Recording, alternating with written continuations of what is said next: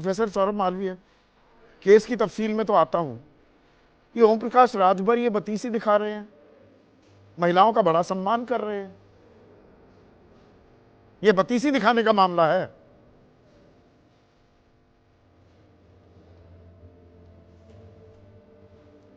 देखिए संदीप जी,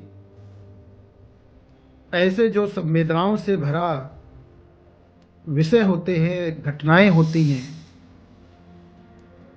निश्चित तौर पर ये बहुत ही पीड़ादायी होती है, पीड़ादायी है भी। किसी भी माँ, बहन, बेटी के साथ ईश्वर न करे कि उसे इस स्थिति, इस हालात का सामना करना पड़े।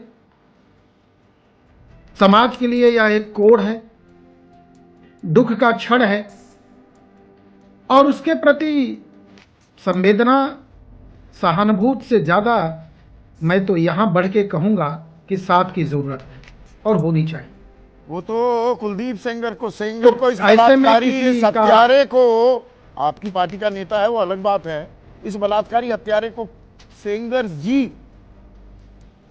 बड़ा सम्मान से नवाजा जा रहा है एक केंद्रीय मंत्री द्वारा, उत्तर प्रदेश सरकार के कैबिनेट मंत्री द्वारा।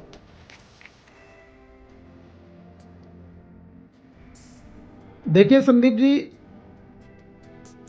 जो एसआईटी, सीबीआई और कोर्ट तीनों के निगरानी में केस विचाराधीन, प्रक्रियाधीन और निर्णयात्मक स्थिति में पहुंचा,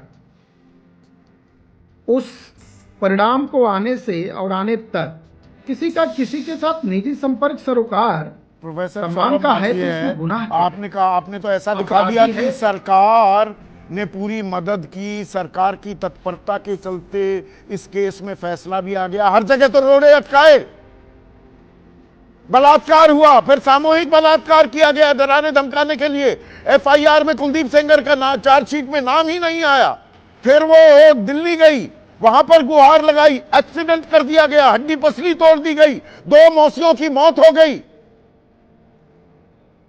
आत्मदाह की कोशिश करती है मुख्यमंत्री के आवास के सामने, मुख्य न्यायाधीश को चिट्ठी लिखती है। इसमें कहां मदद की उत्तर प्रदेश सरकार ने? संदीप जी, मैं वही बात कह रहा हूं कि किसी भी बहन के साथ, किसी भी बेटी के साथ, किसी भी महिला के साथ इस तरह की घटना होना बहुत दुखद है, दुर्भाग्यपूर्ण है, और उसकी चिंता पूरी तरह होनी चाहिए, हो रही है। और बाद में जैसे ही वो प्रक्रिया एक प्रोसेस के तहत, संदीप जी, एक प्रक्रिया प्रोसेस के तहत आ गई, जब उस पर एसआईटी का गठन हो गया, सीबीआई के हाथ में चले, उसके बाद वो कोर्ट, सुप्रीम कोर्ट चला गया, तो ऐसे में वह जिस प्रक्रियाधीन कार्यवाही है होगा ही होगा, और उस गति से हुआ, उसी गति से हुआ, उसे हमें इंतजार करना चाहिए, इंतजार करना चाहिए हमें। जैसे अखलाक में भी इंतजार ही करते रहते हो, तो ट्रायल कोर्ट ने खारिज कर दी याचिका, वरना अर्जी केस वापसी की याचिका की अर्जी दे दी थी ना उत्तर प्रदेश सरकार ने। नो वन किल्ड अखलाक। जैसे गुजरात सरकार ने बिल्किस बानो के बलात्कारियों को कानून के प्रावधान का फायदा उठाकर उनकी सजा माफी कर दी थी।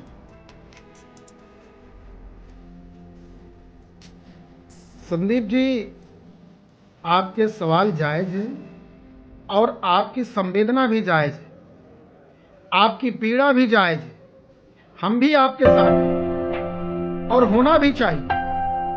लेकिन हर केस के नेचर अलग अलग, उस नेचर पर क्रिया और कार्यवाही किस रूप में होती है उस पर मुझे लगता है, ठीक है, केस का नेचर अलग होता है। वो उस मामले के एक्सपर्ट विक्रम सिंह हैं। विक्रम सिंह जी, पहले तो मुझे ये बताइए, 3 लोग देश के दिल दिल्ली और दिल्ली के दिल इंडिया गेट पर बड़े शांतिपूर्ण तरीके से, 3 महिलाएं, एक बलात्कार की पीड़िता जिसके पिता की हत्या कर दी गई अपनी मां के साथ, और एक समाज सेविका, वहां बैठी और दिल्ली पुलिस आई है, उठो, चलो। विरोध का भी हक नहीं रह गया देश में।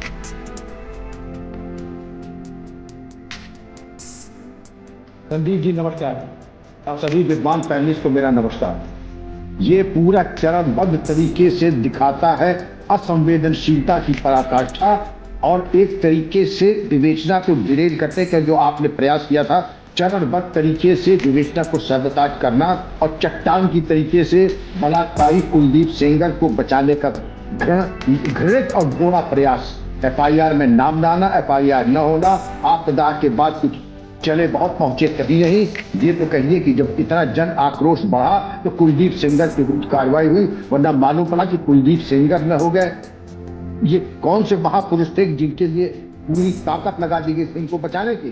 बिल्कुल बचाया गया ना, चार्जशीट में नाम नहीं था, बड़ी मुश्किल से एफआईआर में नाम आया गया। हिम्मत ऐसी, ऐसा दुस्साहस, थाने में हिरासत में, पुलिस की हिरासत में पीड़िता के पिता को ऐसा पिटवाया कि मौत हो गई। नैसर्गिक न्याय ये कहता था कि कुलदीप सेंगर और उनके मकान पे चलना चाहिए, अब बल्कि उनको एक तरीके से सुपर वीआईपी की तरह से ट्रीट किया गया। मैं जो बातें कह रहा हूँ, मैं अपने तरीके के निचोड़ चीख के साथ कह रहा था, ये दोषी है, दोषी नहीं महादोषी है। एक नहीं 1000 साक्ष्य मिल रहे हैं संदीप जी, एक नहीं 1000 साक्ष्य मिल रहे हैं। लेकिन बात उनके लिए तो लगता है कि जो कानूनी ना कि कहता धारा 5 पर जो पॉक्सो एक्ट का है, पब्लिक सर्वेंट में नरसिम्हा राव के सुप्रीम कोर्ट ने व्यवस्था दी थी कि पब्लिक सर्वेंट है। मैं वही उसी सवाल पर आ रहा था। नहीं सर, ये थोड़ा सा ना दर्शकों को समझाइए, ये बहुत जरूरी है। पॉक्सो एक्ट, क्योंकि ये नाबालिग थी, बाद में बालिग हुई, ये भी बताने की कोशिश की गई। पॉक्सो एक्ट में धारा 5P होती है दर्शक, जिसमें उस व्यक्ति को सजा दी जाती है, प्रावधान है बाकायदा की सजा मिलेगी ही मिलेगी। A person in position of trust or authority, वो ऐसे स्थान पर, पद पर बैठा हो जिस पर आपको भरोसा हो या जिसके पास ताकत हो। यह विधायक था। इसी 5P के आधार पर यह सजा सुनाई ट्रायल कोर्ट ने, और दिल्ली हाई कोर्ट कह रहा है कि नहीं, ये पब्लिक सर्वेंट तो सही, मतलब एमएलए पब्लिक सर्वेंट नहीं होता। एमएलए पब्लिक सर्वेंट भी होता है, कुछ भी होता है, कुछ भी होता है। एमएलए की जो में है, ये बहुत सारे सरकारी कर्मचारी, अधिकांश सरकारी कर्मचारी की पूरी डीजीसी की आता है। और अब आप कह रहे हैं कि नहीं अथॉरिटी में नहीं है, तो सेलेक्टिवली का मामला है, तो एमएलए ना पब्लिक सर्वेंट है, एमएलए ना पोजीशन ऑफ ट्रस्ट है, जब पोजीशन ऑफ अथॉरिटी है, तो फिर एमएलए है वो अब किस बात के लिए सरकारी किनारे। और इन तमाम बातों के बाद संजीव जी पूरी सिस्टम में इनको बचाने की पूरी कोशिश की। और तो हमारे एक मंत्री जी ने संवेदनशीलता का प्रदर्शन किया, इतना घोड़ा प्रदर्शन मैं समझता हूँ पिछले 25 साल में देखने नहीं, ये सिलसिला बनता जा रहा है क्या? विक्रम सिंह जी, 10 अगस्त 2022 को गुजरात सरकार ने बिल्किस बानो के सारे बलात्कारी, 11 जो बलात्कारी थे, उनकी सजा माफ कर दी, सजा माफ कर दी थी। शो में मैं था, आपके शो में मैं था। और किस तरह से ढोल नगाड़ों के साथ, मिठाइयों के साथ, फूल मालाएं उनको पहनाई गई, मानो वो देश का सम्मान कर रहे हैं, गोल्ड मेडल जीत कर आए हैं। सुप्रीम कोर्ट ने 2 साल बाद इस फैसले को गलत ठहराया था। माला पहना के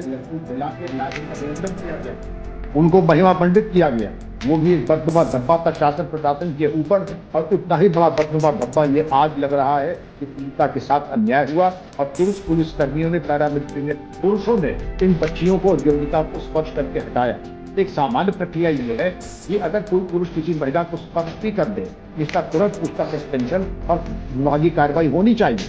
लेकिन यहाँ तक तो ये नथिंग शॉक्स एंड सरप्राइजेस ये कहते हैं कि वही तो छुआ और नहीं, और आप कर क्या लेंगे? इससे ज्यादा और बयान मैंने कभी सुना नहीं।